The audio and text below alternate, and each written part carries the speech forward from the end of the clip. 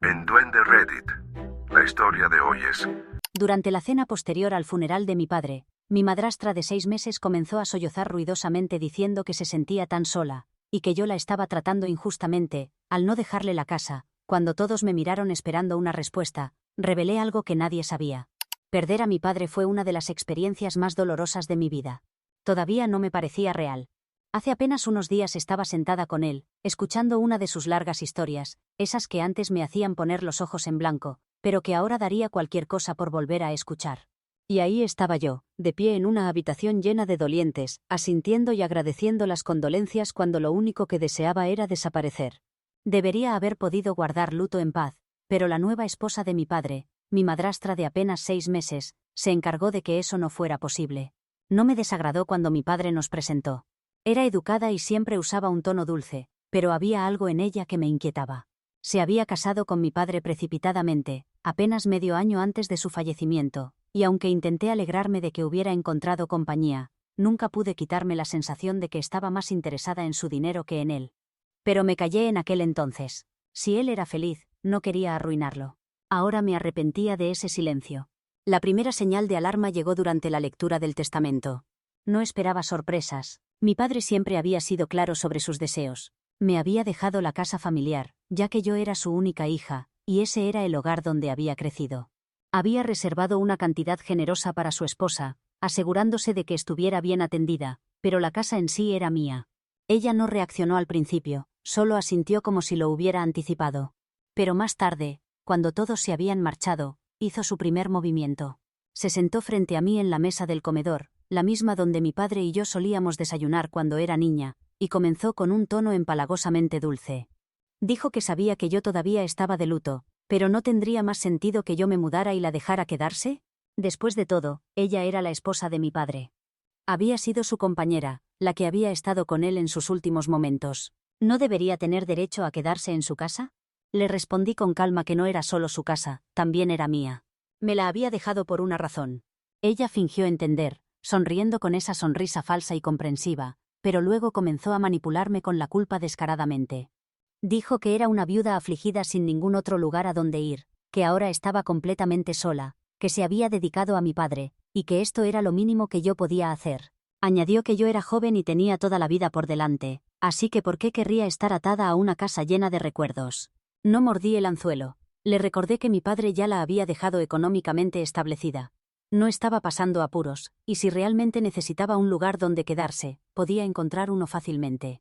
Fue entonces cuando abandonó la actuación. Su sonrisa se desvaneció y soltó con desprecio que no era justo que yo heredara todo. Mientras ella se quedaba solo, con dinero, tuvo la osadía de decir que merecía la casa más que yo, porque ella era su esposa. Mantuve mi expresión neutral, pero por dentro, ardía de indignación. La forma en que lo dijo era como si ella fuera la única que había perdido a alguien, como si yo no acabara de perder a mi padre, como si no tuviera años de recuerdos en este hogar, como si ella no hubiera aparecido hace menos de un año, y decidido que tenía derecho a todo lo que él había construido. Me di cuenta entonces de que discutir con ella era inútil. Ya se había convencido a sí misma de que era la verdadera víctima.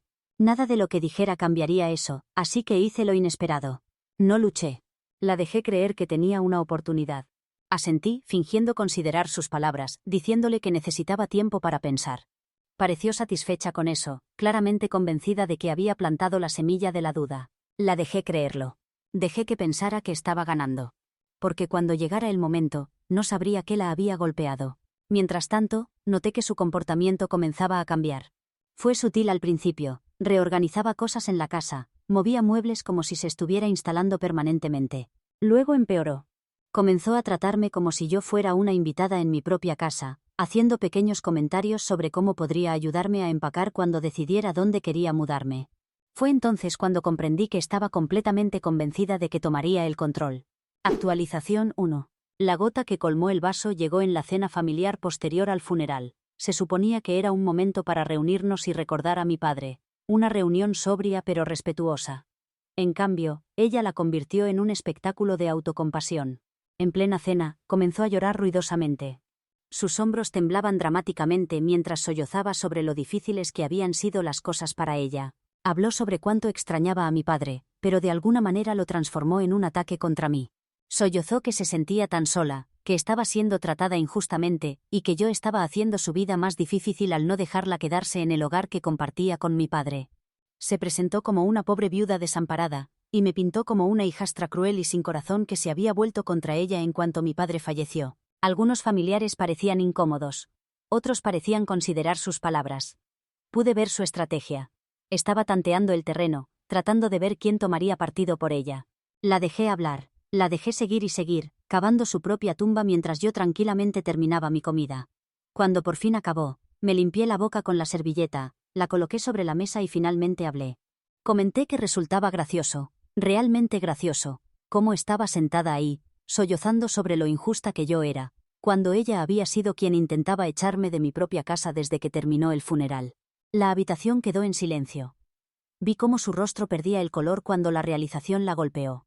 Había caído directamente en mi trampa, y yo aún no había terminado. Un silencio espeso y sofocante inundó la sala.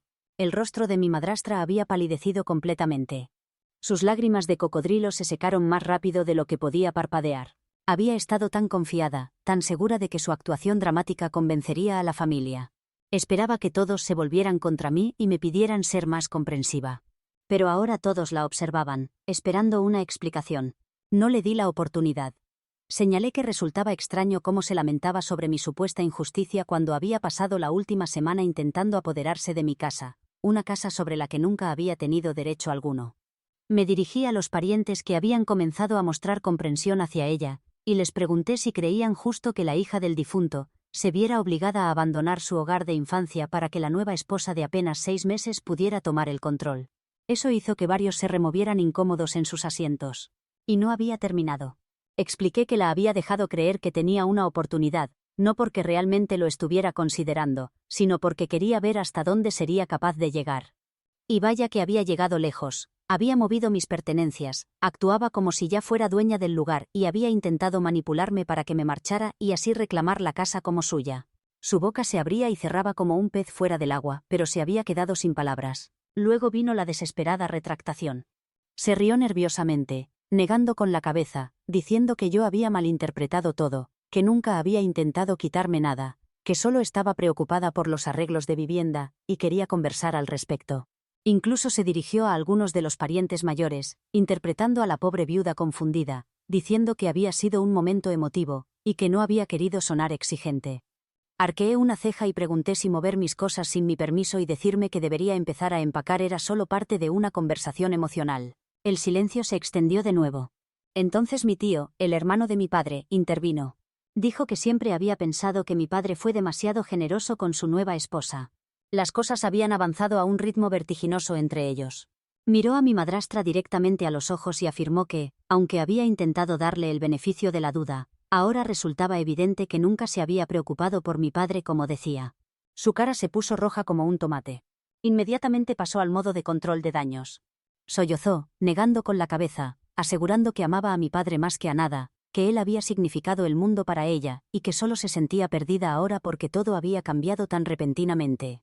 Se volvió hacia mí, con voz suave y frágil, diciendo que solo había querido encontrar una manera de que coexistiéramos, y que había esperado que pudiéramos ser una familia. Casi me echo a reír. Le dije que si hubiera querido que fuéramos una familia, no habría intentado robarme la casa cuando mi padre apenas acababa de ser enterrado. Fue entonces cuando perdió los estribos. Su voz se volvió cortante mientras soltaba que yo estaba siendo egoísta, que no tenía corazón, que mi padre se avergonzaría de mí por tratar así a su esposa. Eso tocó un nervio. Le dije que mi padre no se avergonzaría de mí, sino de ella, por tratar de manipularme para sacarme de mi propia casa. Que si realmente lo hubiera amado, respetaría sus deseos en lugar de actuar como un buitre, rondando sus bienes. Hubo jadeos alrededor de la mesa. Ella comenzó a llorar de nuevo, lágrimas reales esta vez, no de pena sino de frustración. Se dirigió al lado de la familia de mi padre, suplicando apoyo, pero nadie mordió el anzuelo. Incluso mis parientes más tradicionales, los que normalmente habrían defendido a una viuda afligida, callaron. Porque al final del día, todos podían ver lo que realmente estaba ocurriendo. Luego vino el golpe final. Me recosté en mi silla, y comenté con tono casual que no tenía nada de qué preocuparse porque no se quedaría sin hogar. Tenía una sustanciosa herencia gracias a mi padre. Podía comprar un lugar propio, o si realmente quería vivir en un hogar que perteneciera a un hombre con el que se había casado por solo 6 meses, siempre podía casarse con otro tipo rico. La forma en que su rostro se retorció de pura rabia fue un poema. Se levantó de su asiento, derribando la silla, y salió furiosa del comedor. Nadie la siguió. Solté un suspiro y tomé mi bebida, dando un sorbo lento mientras todos permanecían en un silencio atónito. Entonces mi tía, la hermana de mi padre, dejó escapar una risita. Comentó que a mi padre le habría encantado aquello. Las risas se extendieron por la mesa, la tensión se disipó y, así, la cena continuó. Esto había terminado por ahora. Pero tenía la sensación de que ella no se daría por vencida. La había humillado frente a todos, y alguien como ella, tan convencida de merecer más de lo que le habían dado, no se rendiría sin más. Actualización 2. Después del fiasco de la cena familiar donde mi madrastra se había humillado con sus lágrimas de cocodrilo, decidí que era hora de dejar de ser amable.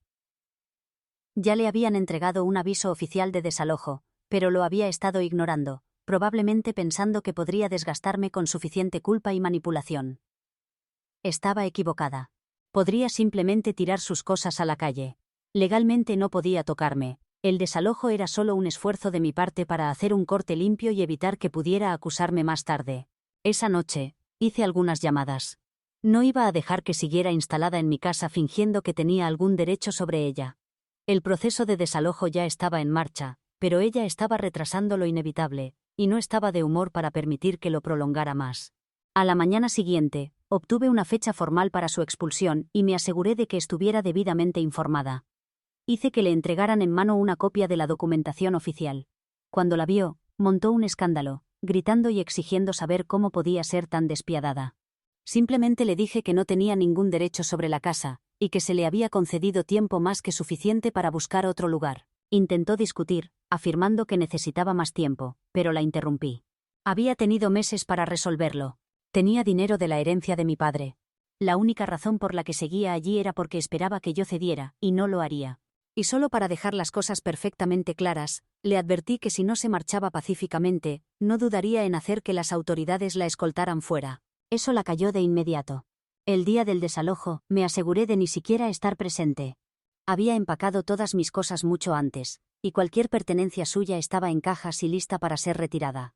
Dejé que los oficiales se encargaran, y cuando finalmente se fue, me aseguré de que la familia supiera exactamente lo ocurrido. No más lágrimas falsas de viuda, no más fingir que la habían dejado sin nada. Había recibido exactamente lo que merecía. Esta casa era verdaderamente mía ahora. Actualización 3. Sabía que no había terminado. Mujeres como ella, prepotentes, manipuladoras y movidas por la codicia, nunca aceptan la derrota fácilmente. Así que cuando unos días después recibí la llamada de uno de mis primos diciéndome que mi madrastra andaba contando a todos que había sido engañada en el testamento, y que estaba considerando emprender acciones legales, ni siquiera me sorprendí. Estaba molesta, pero no sorprendida.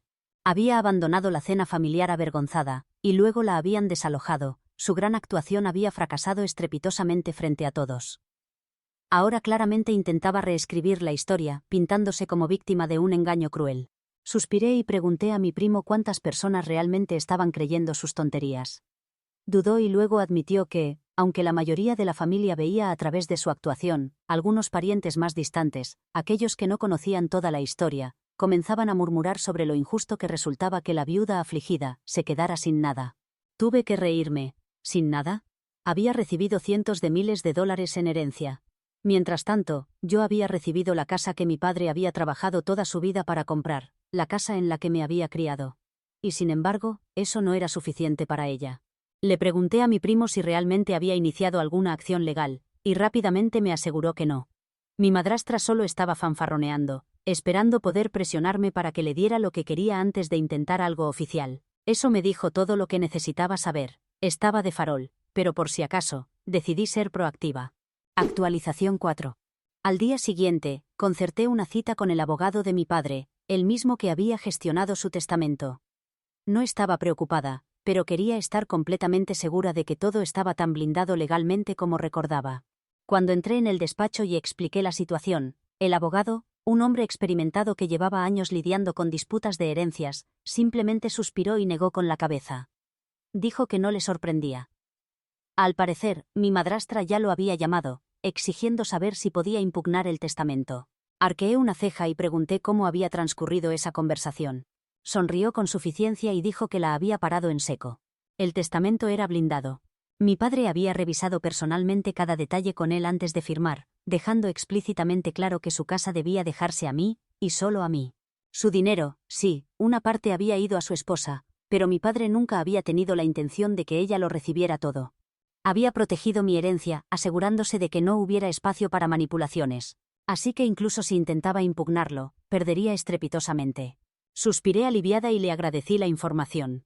Luego, como no estaba de humor para dejar que siguiera difundiendo mentiras, decidí poner fin a su pequeño juego yo misma. Esa noche, envié un mensaje grupal a todos los parientes que habían estado comentando las afirmaciones de mi madrastra. Lo mantuve simple y profesional. Les informé que acababa de salir de una reunión con el abogado, y que las acusaciones de mi madrastra eran completamente falsas. Expliqué que el testamento de mi padre había sido minuciosamente revisado, que había tomado sus decisiones con total lucidez y que no existía absolutamente ningún fundamento legal para impugnarlo. También me aseguré de incluir un pequeño recordatorio de que mi madrastra no se había quedado sin nada. Había heredado una cantidad significativa de dinero, más que suficiente para vivir cómodamente. Lo único que no había conseguido era la casa que nunca estuvo destinada a ser suya. Para rematar, terminé el mensaje advirtiendo que si mi madrastra continuaba difundiendo afirmaciones falsas o acosándome por la casa, no dudaría en presentar una denuncia por acoso. Menos de un minuto después de enviar el mensaje, mi teléfono comenzó a sonar sin parar. Algunos parientes respondieron con simples mensajes de entendido, mientras otros enviaron disculpas por haber dudado de mí. Varios hermanos de mi padre, incluso expresaron su disgusto por el comportamiento de mi madrastra, diciendo que habían sospechado de ella desde el principio. Y entonces, tal como esperaba, mi madrastra me llamó. Dejé que el teléfono sonara. Me llamó de nuevo, lo ignoré, y luego llegó el mensaje de texto furioso. Me acusó de arruinar su reputación, de poner a la familia en su contra, de ser vengativa y cruel. Afirmó que solo había querido sentirse segura, y que mi padre estaría desconsolado si pudiera ver cómo la estaba tratando. No respondí, porque al final del día, no era necesario. Había jugado sus cartas y había perdido. Actualización 5. La próxima vez que la vi fue un par de días después en el supermercado. Parecía exhausta, como si hubiera pasado las últimas noches hirviendo de frustración. Estaba viviendo en la casa que había recibido de su ex marido, un pequeño apartamento por lo que sabía. Pero lo que realmente me llamó la atención fue lo cautelosa que se mostraba. No miró en mi dirección. No intentó provocar ningún enfrentamiento.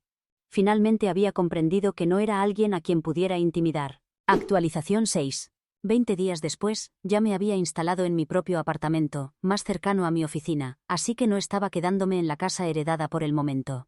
Recibí una llamada de una vecina, una señora mayor que había conocido a mi padre durante años. Sonaba preocupada. Me dijo que mi madrastra había estado merodeando por la propiedad, rondando el patio trasero a altas horas de la noche. Al principio, pensé que exageraba. Quizás mi madrastra solo pasaba en coche, lamentando su oportunidad perdida de vivir a mi costa el resto de su vida. Pero a la mañana siguiente, pasé por la casa y noté algo extraño. La manija de la puerta trasera parecía haber sido manipulada. Inicialmente creí que me lo estaba imaginando, pero entonces revisé las imágenes de la cámara de seguridad, y ahí estaba. Mi madrastra escabulléndose por el patio trasero en plena noche, intentando forzar la entrada.